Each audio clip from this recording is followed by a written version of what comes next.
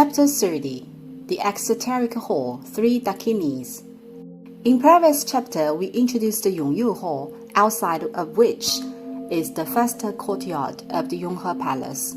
That is to say, the first courtyard is squared by Yonghe Hall, Yonghe Hall, along the two sides of which are flanked with 2 rows of wing looms, the east and west respectively.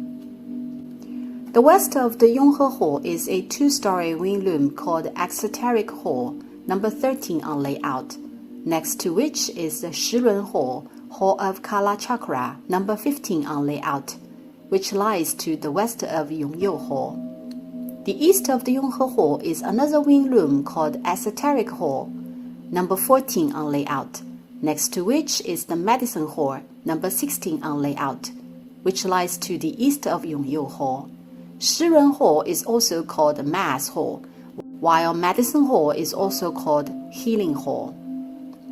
According to the convention of Tibetan Buddhism, the halls lying to the west rank higher a little bit.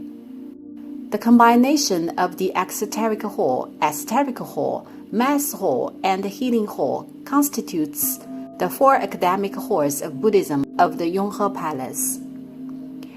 Why are the 4 academic halls of Buddhism set up? We've mentioned the 2 political purposes of the converting from palace to lamasery in the stele inscription of lamas. The first one is to pacify the Mongols by advocating the Yellow Hat sect. The second one is to comfort the Tibet and soothe the Western vassals by deploying the religious reform. I am obliged to navigate my empire, be in peace and stability, perpetually. Upon the completion of the Yonghe Palace, it instantly played a political role of assisting and promoting the Yellow Hat sect. In the 15th year of the Qianlong Emperor 1750 CE, it was addressed in the imperial edict from the Qianlong Emperor to Taiji Zhunge. The great temple of my empire houses Hutuktus and is as well resided with lamas with virtues selected in Tibet. You should designate 10 to 20 intelligent lamas and send to the capital. Upon 3 to 4 years' diligent and sedulous study in this great temple of my empire, they then are ready to be back to assist to promote and advocate the Yellow Hat sect with eligibility.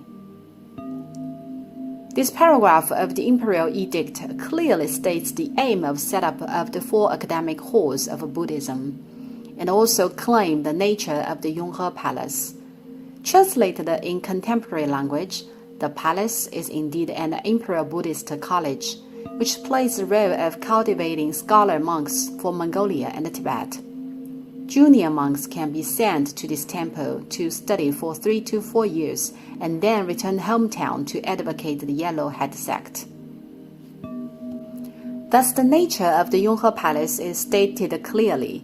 The 4 halls are equivalent to the 4 departments subordinating to the college.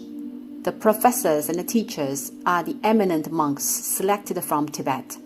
The first batch of faculties of the Yonghe Palace were of marvelous background. They were selected with high standard from the 3 great monasteries of Lhasa, Sera, Gandan, and Japan by the 7th Dalai Lama. The 3 great monasteries were at that time structured by Gutak Dzachang, Upper Tantric College, and Gulume Dzachang, Lower Tantric College, and 18 great Gexi scholar monk who has completed the highest degree in monastic education system was selected from them. How about students? It is stated clearly in the imperial edict as well. Select 10 to 20 intelligent lamas and send to the capital. According to the edict, only 10 to 20 lamas should be allowed to be designated, so it is supposedly to be an elite curriculum. Guess how many lamas were sent in reality? 800 lamas were sent at its peak, and even 500 were regularly residing as average. As mentioned in previous chapters, how many students were required to be sent according to the Nianban institution for Mongolia. 80 monk students by recommendation. 80 was the quota. However, much more students were sent. How eagerly they wanted to be educated. We will walk through the 4 academic halls of Buddhism in order. Here comes the first one, Exoteric Hall. Exoteric College, Lecture Hall, or Faculty for Logic. There are quite a few names of the Exoteric Hall. What is the Exoteric School? Or to be more specific, what is the Exoteric School of Buddhism? We Han Chinese Buddhism is all considered as the exoteric school from the perspective of Tibetan Buddhism, though there are various schools and sects in Han Chinese Buddhism. This hall holds many other names like Hall of Hetavidya, Science of Logic, Lecture Hall. As the 5 principal Shastras need to be studied, and the first one is called Hetavidya, hence the name Hall of Hetavidya. Hetavidya refers to the science of logic and epistemology. In Tibetan, this hall is called Tsedma Tsatsang. Tsedma means Dhammalakshana. Tsatsang means college. In words of Han Chinese, the hall is the Dhammalakshana College. Dhammalakshana is a school in Han Chinese Buddhism which was founded by Xuanzang, the monk of the Tang Dynasty. Its full Chinese name is Weishi Faxiang School, literally. Weishi means mind only. Faxiang means Dhammalakshana. All things are of the same nature but different in form. The 5 principal Shastras are the core contents we will articulate with respect to the esoteric hall. One of them is called Madhyamakavatra, entrance to the doctrines of the mean, that elaborates Dhammalakshana. That is why the hall is also called Dhammalakshana Tsatsang. The curricula were indeed kept the same, but with various college names in different times. However, it is a nightmare to learn in exoteric hall. Before the nightmare is introduced, let's first glance what the exoteric hall looks like. You may see 9 Buddhist statues standing in front of you after entering. In the middle, a set of 3 niche shrines Master Tsongkhapa mid, Shamatara left, and Siddharthapatra right. The very left set of 3 niche, south of the hall shrines the 4-armed Avalokiteshvara mid, flank the 2 Shyamataras.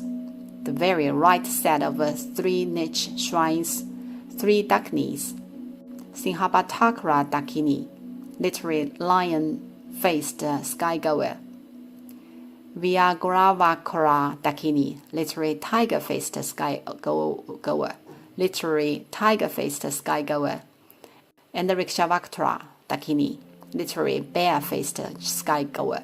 The southernmost wall shrines Amitayas, Vijaya, Siddhartara. The northernmost wall shrines Vijaya and Siddhartara. There are quite many Buddhist statues in exoteric hall. Just take a look and don't expect to remember all of them, and you don't have to indeed. Why? Except for the statue of Master Tsongkhapa. The remainders are statues of feminine deities, including the Siddhartara in the middle, Shamatara next to her, Siddharthapatra and the Vijaya, all of which are the transformations of Avalokiteshvara. The reason why there are so many feminine Bodhisattva statues in this hall is because of the tradition of the Tibetan Buddhism, as feminine represent wisdom in Tibetan Buddhism. In other words, wisdom is associated with feminine. Because the curriculum of the exoteric college is truly too difficult, one who studies here cannot make it without wisdom. The biggest statue of Siddhartara of the Yonghe Palace is behind the Yonghe Hall, while the biggest one of Shyamataara is beside the West Hall of Yongyu Hall. However, there are 2 groups of feminine deity statues in a broad sense. Group 1, 3 Shaktis, Siddharthapatra, Shyamatara, and Siddharthara. Group 2, these 3 Dakinis, which is a distinctive feature of this hall. Statues of Dakinis are the exclusive statues of feminine bodhisattva in Tibetan Buddhism. Shinhabakatra Dakini, literally lion-faced skygoer. Vyaghravakatra Dakini, literally tiger-faced skygoer. And Rikshavakatra Dakini, literally bear-faced skygoer.